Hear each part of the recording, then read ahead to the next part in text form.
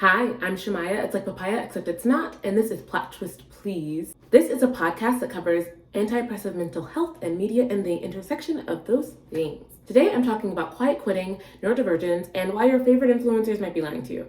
You might have seen the phrase quiet quitting floating around the internet for a while, but for those who don't know what quiet quitting is, here's a loose definition from Wikipedia. Quiet quitting is an application of work to rule in which employees work within defined work hours and engage in work-related activities solely within those hours. Despite the name, the philosophy of quiet quitting is not connected to quitting a job outright, but rather doing precisely what the job requires and nothing more. This can also be a phenomenon referred to as acting your wage. I kind of like that phrase better, but let's get into it. The interesting thing about this phrase is it lends itself to be interpreted as more drastic than it is in actuality. It's not a very impactful route, regardless of which side of the spectrum you're on, employee versus employer. But in other respects, it also can be. That brings me to these three questions. What is labor? Who is a laborer? And what does our relationship to labor say about us? As an autistic Black person in America, I think that I have a really unique perspective on this, so let's go. First, we need to talk about why we even bought into labor as a concept itself. When we look at America's Protestant roots, we're reminded of, American values. And those values are very rooted in Christianity, in faith, in righteousness being linked to labor. There are lots of scriptures that point to labor being linked to righteousness. And if you think about actual texts that were published by our founding fathers, and we know what they were about, there's this almost ethereal level of respect toward people who work hard and toward the act of working diligently towards something. And I think that's very closely linked with how people, particularly of the boomer demographic and the older generations, of how they treat younger people or Gen Zers or millennials who don't want to work as hard as they did, how they perceive people who are self-proclaimed quiet quitters and people who are trying to make an easier life for themselves because they see someone forging a difficult path for themselves as more righteous than someone trying to make life more bearable for them. And I would argue that it's not that millennials and Gen Zers are working less hard or are not working as hard.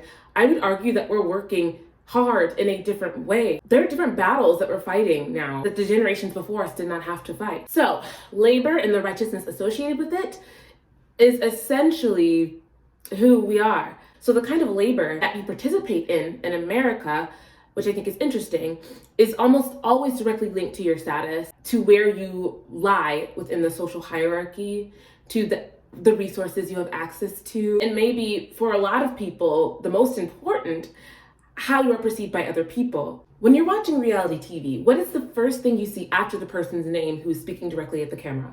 Their profession. It's Chelsea, a doctor, Brian, a sociologist, Erica, avid plant lover. Sometimes producers or networks will even make a joke out of someone's profession as if to signal to the viewer how they should perceive that person. For example, if it's Erica, avid plant lover, that's a signal to the audience, to us, the viewer, that maybe we're not supposed to take this person extremely seriously, or maybe we're supposed to perceive them as this kind of frou-frou, flower power personality. So the first vital piece of information that you get from a description like that after a person's name is their profession. That's fascinating to me. When we look at social media specifically, we're reminded of the importance of someone's status through the clean girl and that girl aesthetics. You have to make a certain amount of money to be that girl, okay? Acai bowls every day, that's gonna add up. That's gonna leave some bruises on your bank account. If you're eating at Sweet Green every day, using the freshest fruit to make your smoothies in the morning, using the most organic eggs to make your omelets, that's gonna add up. That's gonna add up, girl. That's a salaried meal. And although the clean girl aesthetic is a culturally appropriate version of what Black and brown people have been doing for years, that does not mean that it is safe from being co-opted by wealthy white women. Don't be confused though. Black and brown does not mean lower class. Okay? But that is how white America views the packaging.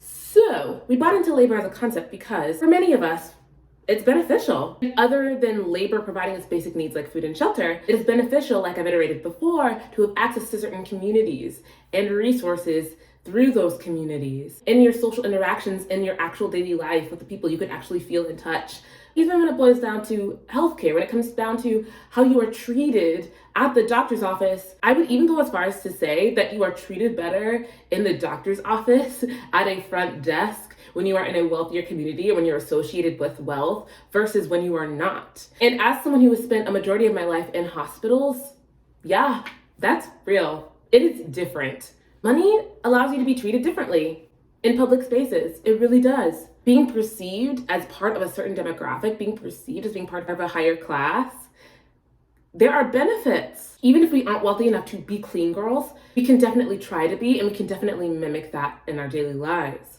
What we've learned is, other than labor providing us with things like food and shelter, it can also give us social status, community, identity, and oftentimes moral justification for living in society. I mean, we see how people treat the jobless.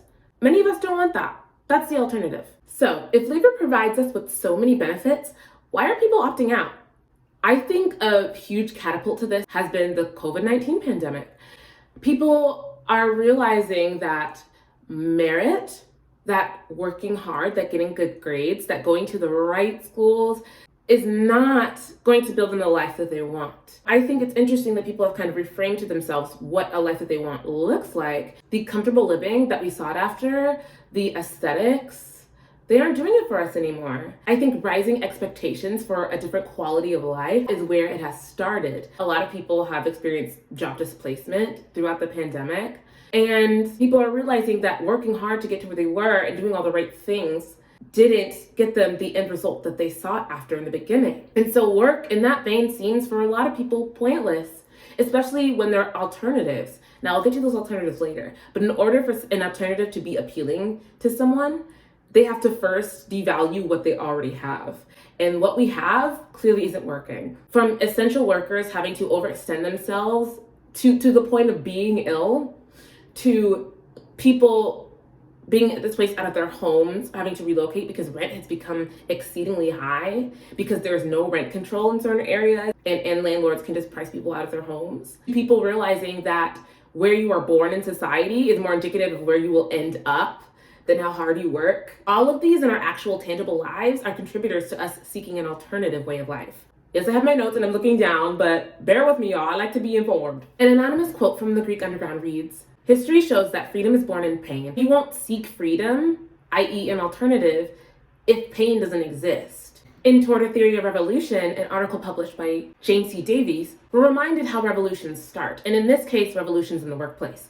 Revolutions are most likely to occur when a prolonged period of objective economic and social development is followed by a short period of sharp reversal. People then subjectively fear that ground gained with great effort will be quite lost. Their mood becomes revolutionary. The pandemic lasted for years. It was a prolonged period of economic, social, and political disparity. And if you combine all of those things, all of those stressors within the workplace, boom, workplace revolution. Get a little healthcare disparities in there, put a dash of racism, a dash of ableism, people are done. Now, if we look at media, because I love to look at media when we're talking about this stuff, social media specifically, you see the soft life becoming a viral trend, a viral aesthetic. And the reason why that aesthetic was so appealing to so many people, I think, is because it provided this alternative life that a lot of people didn't see as an option. I consider it to be a movement, and I think there are people out there who would agree with me. Now, this movement looks different to different people depending on where you are in the social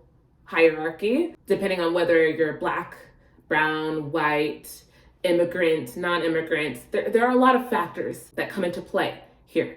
But as a blanket statement, this was a movement for a lot of people and a lifestyle that they never thought could be for them. So we've talked about why we opted out of labor. Let's talk about who exactly is opting out. Now, the caveat to this quiet quitting approach, i.e. acting your wage, is that a lot of people do not have the liberty to do that. If you can act your wage, meaning you can coast on the bare minimum, odds are you're white, odds are you're not disabled, odds are you either grew up in middle class America or upper middle class, or maybe even higher class, but I don't think those people are working at all. You're probably college educated. Maybe you're within a certain age group, so you're Gen Z or in your 20s and 30s, and you don't have to work against the influx of fresh more flexible bones in the workplace. And maybe you work in a diverse environment where a lot of different kinds of behaviors are accepted. Maybe you don't work in a homogenous environment. But if any of these things are not true for you,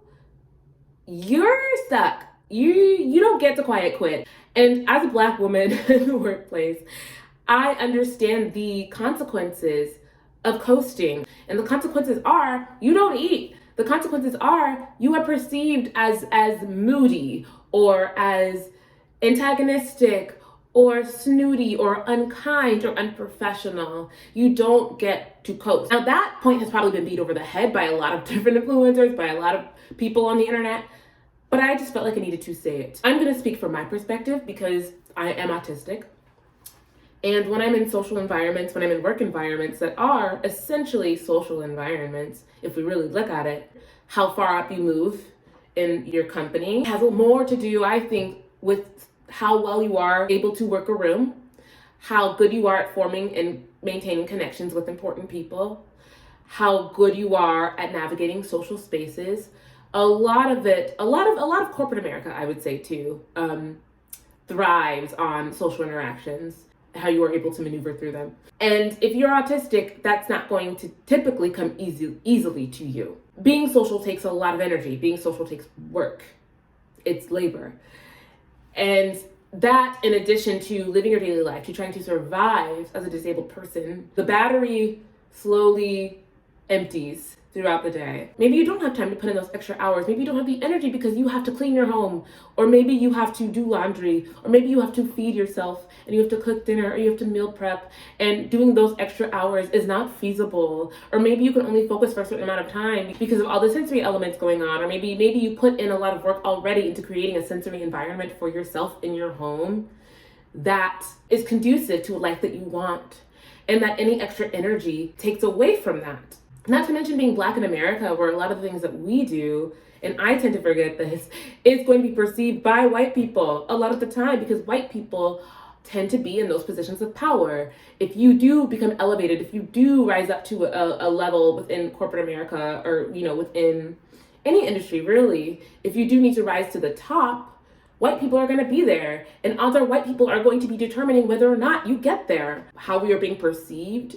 is an integral part of our socialization. Blackness in America has a lot to do with how we are socialized around white people. It has a lot to do with how we weave in and out of white circles and how we navigate those spaces. That is Blackness in America. Now couple that with anything else you might have going on in your life. Maybe you don't have a college education. Maybe you are disabled. Maybe you're over 40. Maybe you have other responsibilities in your family. Maybe you have immigrant parents. Maybe you have children. Maybe you're a single mother. Maybe you're a single parent.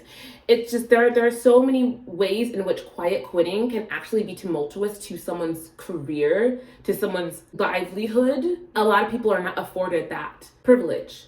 This is where I get to the influencer blasting part of the video. You see a lot of the time influencers who are talking about how they quit their 9-to-5 to be full-time influencers or full-time content creators. And you know what? If you can do that, odds are that a lot of the things that I listed a few minutes ago definitely apply to you. And I want us to also acknowledge that if you are someone who is not a white person entering the content creator space, which is a visual space, and we know how people can be perceived visually, in terms of like race and ethnicity. We understand that. If you're here, you probably understand that. How that can have a very, very visible effect on your bank account. How you look on screen, how you do your hair, if you're a Black woman, how you do your makeup, what features you accentuate, the clothes that you wear, what vibe you're giving off has a very tangible effect on your dollars. There's a huge disparity even in the content creator influencer space between white influencers and Black creators, where we are not getting offered the same opportunities. We are not getting offered the same deals. Brands are not offering me the same amount of money, or they're offering me free stuff rather than paying me at all. What I really would like is for influencers to be honest about that, to be honest about the fact that if not the racial disparity is something to pay attention to, there needs to be an understanding of the income disparities between people who are at the level of Charli D'Amelio and people who are starting out YouTube accounts. They are going to have to put in a lot more hours into their influencer content creator trajectory than someone who's already at the top. If you're a Charli D'Amelio, you're not churning out videos every single day. You are not doing that. Maybe you can take a day off. But if you are just starting out, if you don't have thousands of subscribers on YouTube, if you don't have millions of followers on TikTok, or there's no money in TikTok, but if you don't have millions of followers on Instagram, yeah, I studied this, I know my things. If you are not someone with thousands or millions of followers on Instagram, you have to work. You have to work maybe harder than you would in a 9-to-5, depending on who you are. But you are just not fighting the same battles as people who have already made it. You're not. Someone who is booking Target commercials because of posted videos that they posted for years is not going to be putting in the same labor as someone who has to learn how to edit, has to learn what programs to use, has to buy equipment, buying the microphones, buying the sound equipment, learning how to use that equipment through trial and error, through video flop after video flop, through TikTok after TikTok, learning what works. That is labor. And I would argue that is where most of the labor is, learning what works. Takes up so much time, takes up money, eats at your dollars, nips at its heels. And I just want influencers to be honest about that. There is a learning curve to all of this. I wasn't focusing on YouTube for a long time. I'm just now really starting to dig my heels into it. There's a ton that I don't know. There's a ton that I want to get better at, and there's a ton that I'm going to have to put labor into being good at. That is a battle that I am willing to fight. That is not a battle that everyone is willing to fight, nor that everyone can fight. And I hope that when you're doing this, that you are enjoying it. I hope that you thrive in the creative aspect and of the experimental part of it, because if you don't love that part, then what are you doing? If you don't love experimenting, if you don't love the trial and error aspect of it, the mad scientist aspect of it, then you're not going to do well over here. You're not. I also want to be honest about the fact that there are certain kinds of brand deals that will make you a sufficient amount of money, a fine amount of money, but there are very few that would allow you to completely quit your 9-to-5, especially if you live in a really metropolitan area where rent is really high. It's for a lot of people, it's just not realistic. A lot of these people who claim to be making a ton of money off of brand deals or surviving basically off of brand deals are making most of their money coaching or, starting their own businesses and using their platform to market their businesses. It's not all, I get paid $5 a week for this t-shirt that I wore in a video. It's not like that for most people. But what I also want to highlight is the fact that this route for some people is also maybe the best one. Now, I know this seems like it could contradict my whole point a few moments ago, but I instead want to offer a different point of view. It's hard. But again, if you love it, you love that aspect of it. You love doing it. And when you love doing it, it shows and your material gets better and people really start seeing you through the screen or through your voice on their podcast or through your pictures on Instagram. People start seeing you. People love to watch passionate people work. If there's anything that I've learned about the media space, people love to watch passion on screen. Another part of it that I find to be really beneficial as a neurodivergent person is the fact that I do get to make my own hours a lot of the time, that I do get to decide when I wake up in the morning, if I don't, have my day job that day, I do get to decide how much time I spend on a project, to sit it down, to take a break, to come back to it later. And that can be invaluable for a neurodivergent brain. It can be beneficial for a neurodivergent person for the same reason that virtual employment can be beneficial. It's a mixed bag, but when you do it right, when you do it with the love, man, when you do it with the passion, it pays off. It does. Now the question is, when do these alternative work environments go wrong? I'd like to draw your attention to the Try Guys. Now I know the Try Guys have been in the news for something else recently, but I'm not talking about that. Let it die. Rest in peace. I'm talking about this from a business perspective because it started out as this really small thing that these group of buddies, I don't even think they were actually really buddies at first. I think they were business partners first and then buddies second. But it started out as this thing that this group of people did, this really tiny thing on the internet. And then they started having employees. Now, I think that it is very tricky to escape the messiness of capitalism, the exploitative nature of capitalism once you start to hire employees. I can afford to not be exploitative, But it is a hard line to walk. I will say that. And I think that this entrepreneurial nature aesthetic as an alternative to this hustle culture that inspires quiet quitting can almost create the same demon in different packaging. So that's what I would be careful of. I just think we need to be careful of environments that we are creating in order to escape those environments that have harmed us and are harming us. I forgot to make this point, but I also think it's important to understand for yourself what labor means to you and how you are going to let it shape your life and the life that you want to create around it.